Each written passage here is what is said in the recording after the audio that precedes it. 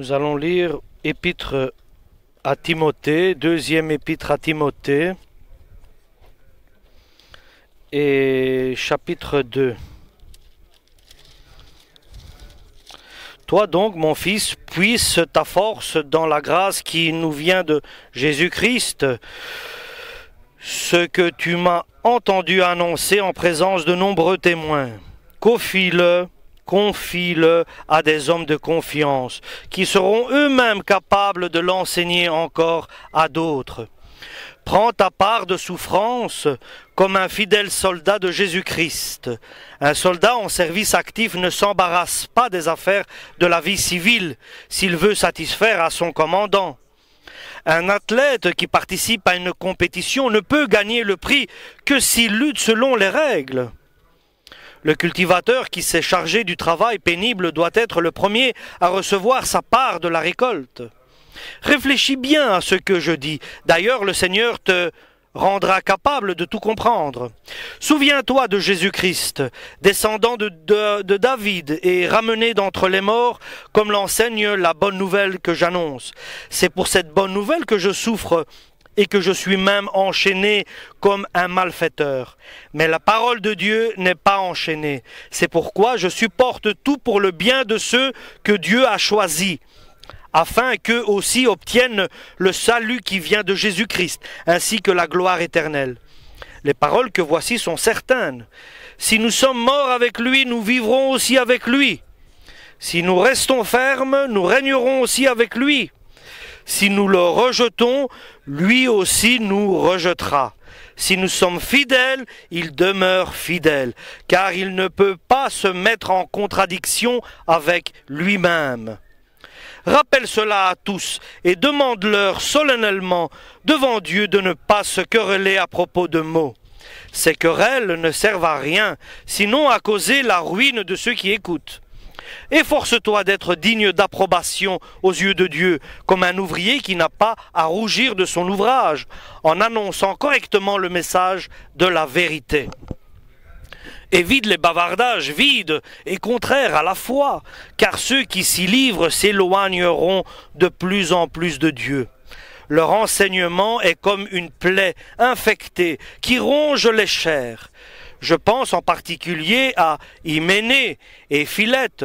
Ils se sont écartés de la vérité et ils ébranlent la foi de plusieurs en prétendant que notre résurrection a déjà eu lieu. Cependant, les solides fondations posées par Dieu tiennent bon. Les paroles suivantes y sont gravées. Le Seigneur connaît les siens, et quiconque déclare appartenir au Seigneur doit se détourner du mal. Dans une grande maison, il n'y a pas seulement de la vaisselle en or et en argent, il y en a aussi en bois et en argile. La première est réservée à des occasions spéciales, l'autre est destinée à l'usage courant. Si quelqu'un se purifie de tout le mal que j'ai mentionné, il sera apte à remplir des tâches spéciales. Il est entièrement à la disposition de son maître. Il lui est utile. Il est prêt à faire toute bonne action. Fuis les passions de la jeunesse. Recherche la droiture, la foi, l'amour, la paix avec ceux qui, d'un cœur pur, font appel au Seigneur. Mais rejette les discussions folles et stupides. Tu sais qu'elles suscitent des querelles. Or, un serviteur du Seigneur ne doit pas se quereller. Il doit être aimable envers tous, capable d'enseigner et de supporter les critiques. Il doit instruire avec douceur ses contradicteurs. Dieu lui donnera peut-être l'occasion de changer de mentalité et de connaître la vérité.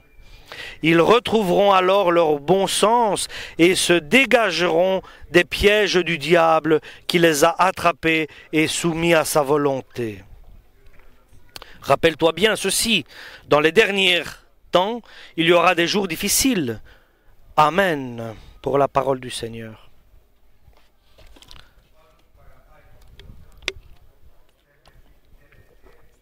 Paul, qui aime Timothée, lui envoie la dernière des lettres. Il a envoyé cette lettre à Timothée pour lui pour l'informer pour la suite de sa vie et la suite en général. Pour l'informer qu'il y aura des personnes qui vont venir qui iront contre la vérité. Comme Yamvris et Yanis qui ont été contre Moïse. Ceux qui vont contre la vérité. Mais n'aie pas peur de ces gens-là. Ils ne sont pas exercés au bien. Ils n'arriveront pas à faire de bonnes choses. Fais attention. S'ils ont réussi jusque maintenant, ce n'est pas grave. Mais à partir de maintenant, s'ils vont contre la vérité, ils se transforment comme des personnes qui ne sont pas prêtes pour la vérité, pour la droiture. Et cela va être clair pour tout le monde. Et il le dit à Timothée, à l'Église de Dieu. Ils ont réussi. Et la réussite vient seulement par la grâce de Dieu et la volonté de Dieu. Ils ont été efficaces. Mais leur réussite va s'arrêter. Parce que maintenant, ils vont contre la vérité. Parce que maintenant, ils ont changé. Parce qu'ils sont contre la voix et la parole de Dieu, qui est l'évangile, la bonne nouvelle pour nous. Alléluia. Ils ont été piégés par le diable. Et ils ont cherché d'autres volontés et désirs. Et ils ont arrêté de chercher la justice, la paix et l'amour et le bien avec le Seigneur et avec ceux qui sont du Seigneur. Maintenant, ils vont se retrouver insensés et honteux parce que leur esprit a été influencé par le mal et ils n'ont pas suivi le droit chemin. Et ils ont été piégés par le diable. Ça, c'est le futur, l'avenir de ces gens-là. Mais toi, Timothée, fais attention parce que pour toi, ton avenir n'est pas assuré si tu ne fais pas attention. Sois éveillé pour ne pas terminer comme ces gens-là. Sois fort, sois attentif, sois éveillé pour ne pas devenir comme eux. Et sois humble parce que comme cela tu recevras la bénédiction de Dieu. Ne te crois pas fort pour ce que Dieu a fait dans ta vie. Ne te crois pas fort, mais sens-toi fort par ton humilité. Alors tu es fort. C'est quand tu es petit, tu te rabaisses, que tu es fort devant Dieu, avec Dieu. Mais si tu es fort et tu te sens fort, sois très prudent de ne pas tomber. Mais de ta piété, de ton humilité, alors tu peux être fort en Dieu. Et ce que tu as entendu de ma part, cher Timothée, non seulement tu pourras aller contre et en même temps, tu pourras annoncer la vérité comme tu l'as reçue. Et prends soin de transmettre la vérité comme tu l'as reçue. Et pas lancer ce qui est pur, ce qui est saint, vers les porcs, vers les cochons, mais donner ce que tu as reçu vers des personnes qui ont la foi, avec un discernement, avec des personnes aux personnes qui seront capables d'enseigner d'autres et qu'il y ait comme ça une suite. Et tu ne feras pas de discrimination en choisissant ceux qui sont soumis à ta parole, à toi. Mais avec justice, tu vas transmettre ce que tu as reçu de ma part à ceux que Dieu a choisis et qu'il les recommande. Et pas avec insensé, mais avec sagesse. Ne sois pas insensé, mais aie de la sagesse pour les reconnaître. Et chers frères, il est important d'avoir une bonne continuité dans l'Église, dans la famille, et cela peut se faire que par la parole de Dieu. Lorsque l'homme trouve grâce devant Dieu parce qu'il sait et il a appris à se repentir de ses mauvaises actions. Et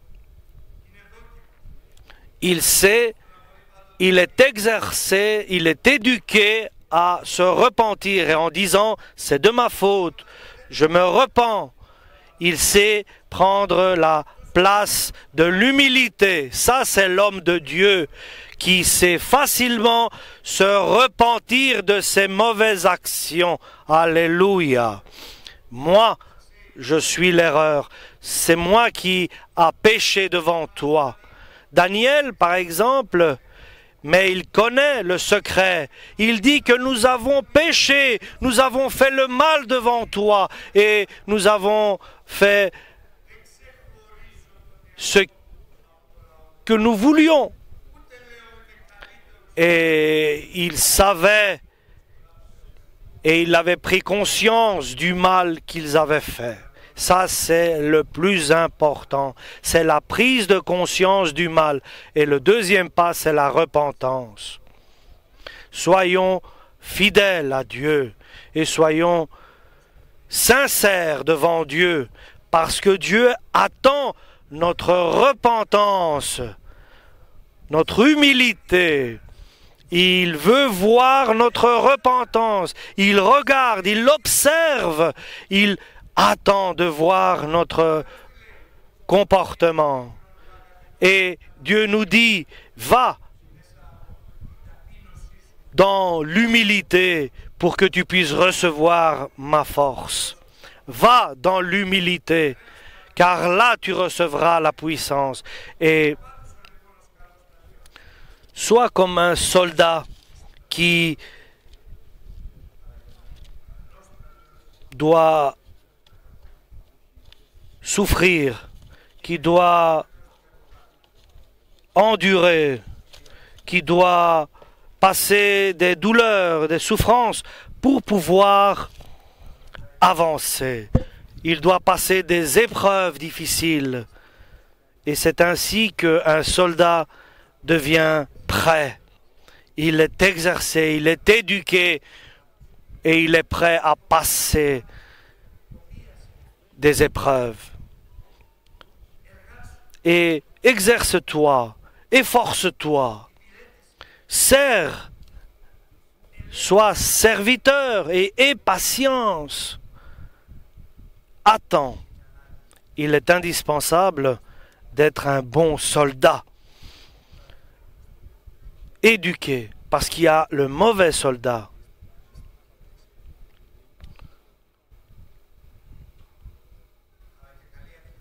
Et nous devons être de bons athlètes. Et si quelqu'un ne court pas dans les règles, il ne peut pas avoir la décoration. Pour avoir la décoration de l'athlète, il faut courir dans les règles imposées. Et pas comme toi tu désires ou quoi, ou toi tu veux, ou comme toi tu penses, mais dans les règles imposées. Alors tu pourras être couronné, tu pourras avoir décoré, mais avec amour, avec justice et surtout avec la paix. l'athlète qui fait sa course pas dans les règles, qui les fait illégalement, qui n'est pas dans les règles, alors son combat, son effort n'est pas décoré, n'est pas homologué. Que Dieu nous garde et qu'il nous donne la compréhension de toutes ces paroles, car bien sûr ce sont des images pour que nous puissions comprendre le bon sens de Dieu. Ce n'est pas l'agriculteur, par exemple, qui travaille et qui creuse et qui arrose et qui plante. C'est un travailleur, un agriculteur qui travaille, qui s'efforce. Ça, c'est un travailleur. C'est des images, bien sûr, chers frères et sœurs, pour qu'on puisse comprendre que l'œuvre du chrétien n'est pas simple et qu'il doit s'exercer, il doit se préparer, il doit passer des épreuves. Alléluia. Il doit être prêt. Il sait dire que c'est de ma faute. Pardonne-moi, Seigneur. Il ne doit pas chercher la vengeance. Il pardonne. Il ne se auto-justifie pas. Fasse que nous soyons ainsi, Père, par ton Fils Jésus-Christ, comme des soldats qui endurent, qui traversent des difficultés. Et soyons comme un coureur, comme un athlète qui fait sa course dans les règles. Et que Dieu te donne à comprendre tout cela, lui dit Paul à Timothée. Alléluia. Essayons nous-mêmes de comprendre ce que Paul voulait dire à Timothée, parce que c'est dans notre bénéfice, c'est pour notre bénéfice, c'est dans notre intérêt à comprendre ces paroles. Parce que tu auras dans ta vie des épreuves, des souffrances, des difficultés, des douleurs, mais tout cela, c'est pour apprendre. Et n'oublie pas, souviens-toi de Jésus qui a été ressuscité avec justice. Et Dieu ne l'a pas simplement ressuscité, mais il lui a donné un nom supérieur à tous. Et il l'a ressuscité parce qu'il avait droit. Il le méritait. Et Dieu lui a donné ce nom au-dessus de tous les noms, car il méritait ce nom. Alléluia. Il lui a donné l'autorité de juger les morts et les vivants à Jésus-Christ. Dieu lui a donné. C'est pour cela. Et l'apôtre Paul dit, « Moi, j'ai appris à patienter pour ceux qui sont élus, pour ceux que Dieu a choisis. » Dieu a choisi et les a appelés, les a invités et les a justifiés et les a glorifiés. Et nous avons appris à patienter, à endurer. Et tout cela d'abord dans ma famille, à mes enfants, dans mon petit champ, dans mon petit entourage, là dans l'église où nous avons été ajoutés, nous avons été rassemblés. C'est ce que nous dit la parole de Dieu. Tout est pour ceux que Dieu a choisis. Ça, c'est le serviteur qui n'a pas honte, car il sait endurer ce qu'il traverse, car il sait que Dieu le permet dans sa vie pour qu'il soit exercé et prêt pour le royaume de Dieu.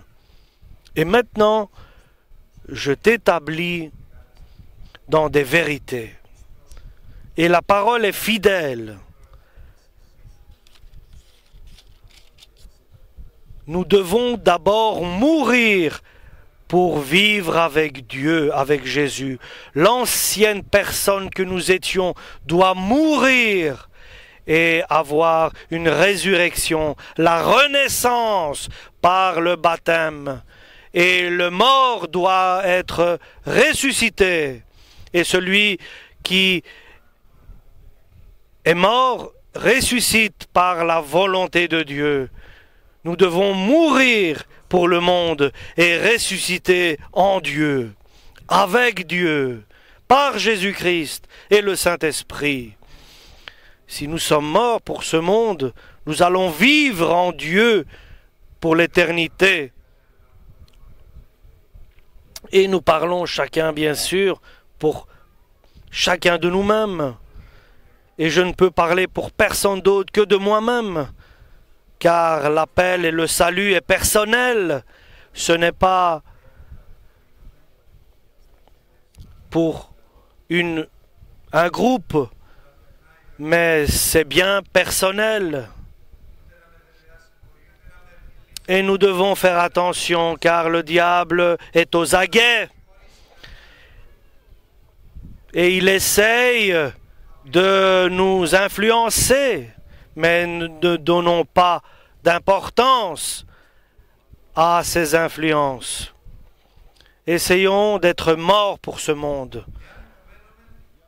Et si nous résistons, nous allons régner avec Jésus-Christ. Nous avons besoin de patience pour accomplir la volonté de Dieu. Et Dieu permet. Il permet des épreuves et des tentations.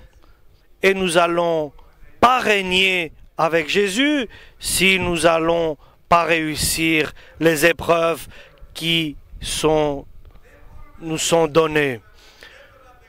Et nous ne pourrons pas régner avec Jésus si nous ne sommes pas capables d'avoir de la patience et de supporter les autres.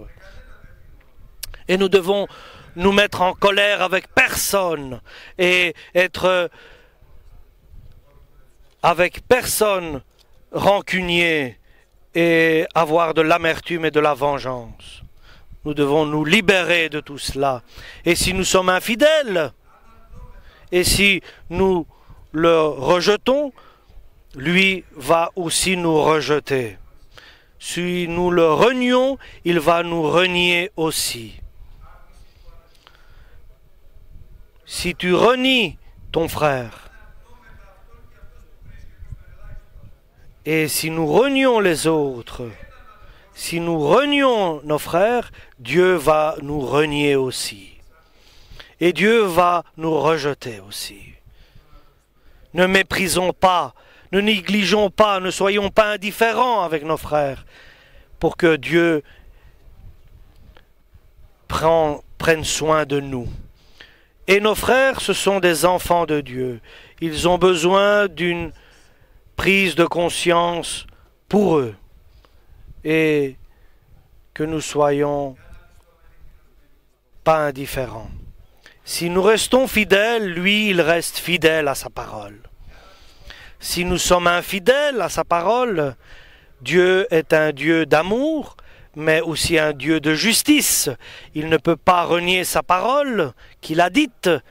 Donc cela, Timothée essaye de rappeler à tous devant Dieu et prend garde des paroles qui mènent à rien, à des querelles de paroles. Prends garde à ces querelles, à ces disputes et fais attention au diable et ne sois pas querelleux et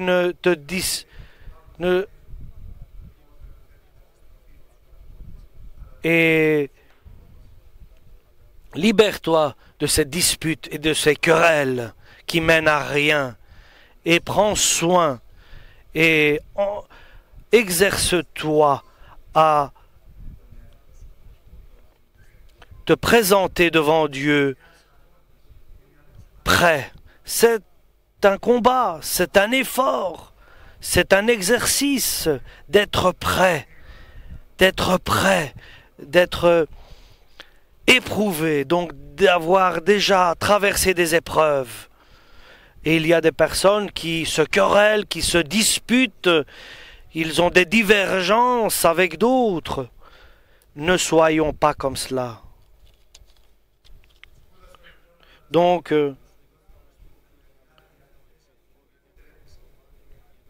sois quelqu'un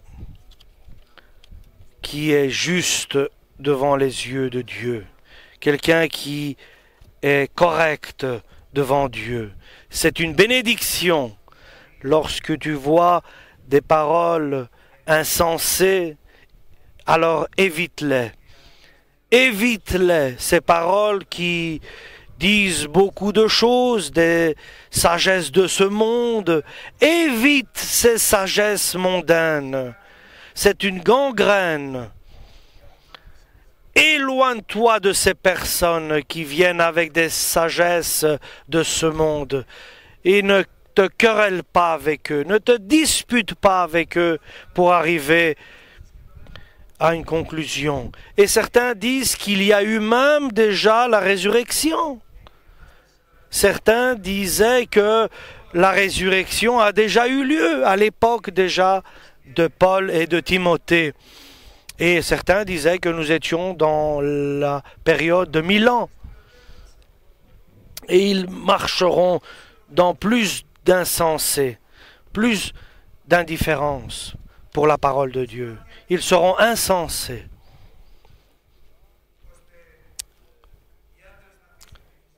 Et les hommes abandonnent la nature comme elle est pour aller vers la contre-nature. Et c'est une gangrène. Et certains disaient, nous n'attendons pas la résurrection, mais le jugement de Dieu. Mais il y a la résurrection pour le bien et la résurrection pour la condamnation. Nous attendons l'enlèvement de l'Église et nous n'allons pas être jugés et nous ne serons pas reconnus coupables, mais nous passons du jugement à la vie. Et certains ne restent pas fidèles à la parole. Mais ce qui est établi, les fondements de la parole sont établis et Dieu connaît les siens, reconnaît les siens, il les connaît et il les recommande et Dieu collabore avec les siens et il les glorifie. Alléluia! Dieu dirige les siens. Alléluia! Et Dieu pardonne les siens qui savent se repentir. Alléluia! C'est pour cela, lorsque tu entends des sottises et des querelles, éloigne-toi de là. Le Seigneur connaît les siens d'abord. Et deuxièmement, chacun utilise celui qui utilise le nom de Jésus, qu'il s'éloigne de l'injustice et du péché. Ce n'est pas un serviteur du mal, mais un serviteur du bien. Oui, moi je suis libre de prendre une cigarette, de fumer et de faire le péché, mais je ne le fais pas. Si je suis du Seigneur, je ne le fais pas, mais je suis libre. Mais si je m'éloigne du Seigneur, si je m'en vais, alors je fais ce qu'il me plaît, selon la volonté de mon cœur. Alors tu t'éloignes de la volonté de Dieu et tu fais la volonté de ton cœur. Et Dieu lui dit, qu'a-t-il là? Qu'est-ce qu'il y a entre la lumière et l'obscurité? Aucune chose de commun. Et nous savons que dans une maison, dans une grande maison, il y a toujours des objets utiles et précieux et des objets pour des tâches moins utiles et moins importantes. Et certains objets sont faits d'or et d'argent et d'autres objets sont faits de bois et de pierre. Et chaque objet a son utilité suivant ce pourquoi il a été construit, créé. Donc, si quelqu'un purifie sa personne,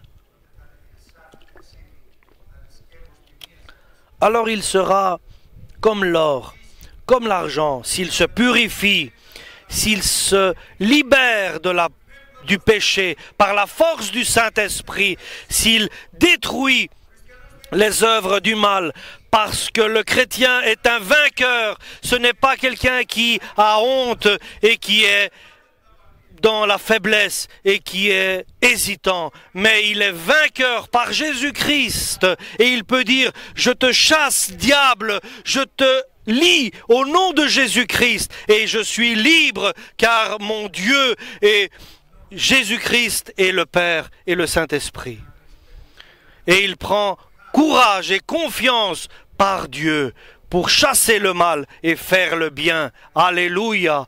Et s'il se purifie de tous ses actes, des mauvaises actions et des mauvaises intentions, alors il peut être utile comme un objet de grande valeur. Et Dieu peut le faire devenir un être d'or, un être purifié, sanctifié. Alléluia. Et le Seigneur le sanctifie, le purifie, et il devient comme un être de choix. Et alors, le Maître peut collaborer avec lui, il peut être à son service, il peut être prêt à détruire et à planter et à faire ce que Dieu lui demande. Il est prêt à être envoyé, à accomplir la volonté de Dieu, à faire la mission pour laquelle il a été établi. Et il va dire ce que Dieu lui donne à dire. Il ne va pas rajouter ou soustraire, mais il ne va pas dire sa volonté ou son opinion, mais il va dire ce que Dieu lui a donné à dire. Parce que si moi je te donne mon avis, il ne te fera pas du bien, mais la volonté de Dieu, la décision de Dieu, l'avis de Dieu est le plus important. Alléluia. Il y a aussi quelque chose, pour terminer,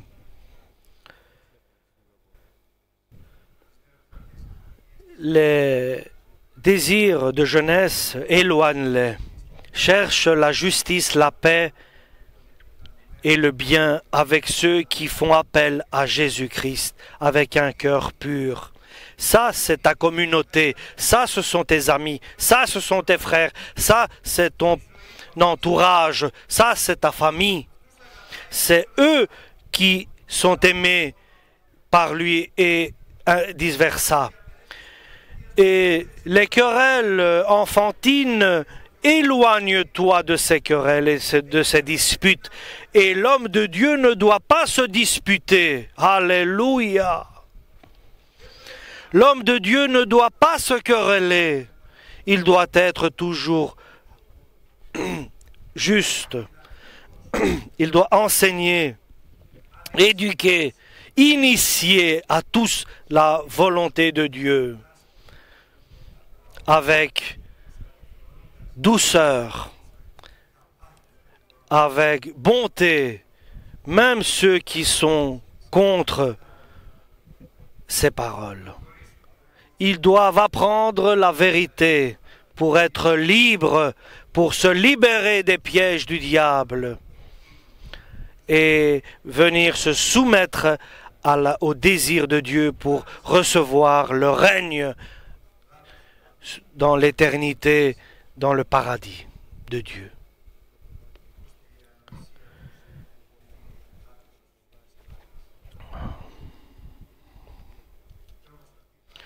Et nous pouvons dire que certains parmi eux ont parfois réussi, mais ils ont abandonné la foi. Ils se sont éloignés de la foi. Ils ont été contre la vérité. Ils n'ont plus accepté la vérité. Et certains qui sont dans la vérité peuvent tomber s'ils ne restent pas dans la vérité. Et soyons dans les efforts, dans les épreuves, dans les luttes, mais les luttes qui sont suivant des règles, suivant des lois pour être décorés. Luttons et efforçons-nous d'être dans la loi.